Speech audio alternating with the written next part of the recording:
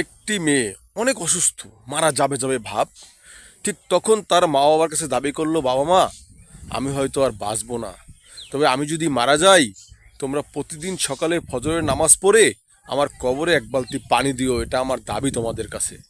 তো বাবা মা কথা দিল যে মা হোক বাবা হোক যে কোনো একজন প্রতিদিন ফজরের নামাজের পরে তোর কবরে এক বালতি করে পানি দিয়ে আসবো। এরপরে স্বামী বাসায় আসলো, স্বামীকে বলল, দেখো তুমি তো আমাকে অনেক ভালোবাসো, তবে আমি মারা গেলে তোমার অনেক কষ্ট হবে, তাই তোমাকে একটা কথা বলি, তুমি আরেকটা বিয়ে করে নিও।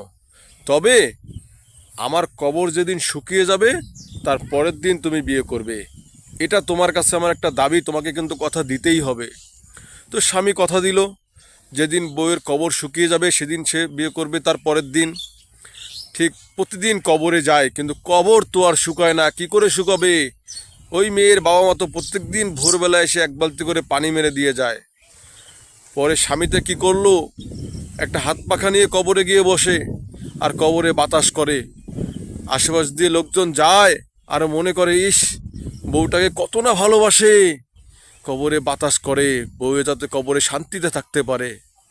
আসলে কি তাই? আসলে তাই না, কারণ কবর না শুকালে তো লোকটা বিয়ে করতে পারবে না। আর ওই যে বউ বাবা মাকে বলছে প্রতিদিন কবরে পানি দিতে, তাহলে বোঝেন, মরার আগে বলে গেছে আর একটা বিয়ে করে নিও, শর্ত দিছে কি, কবর শুকালে বিয়ে করবে।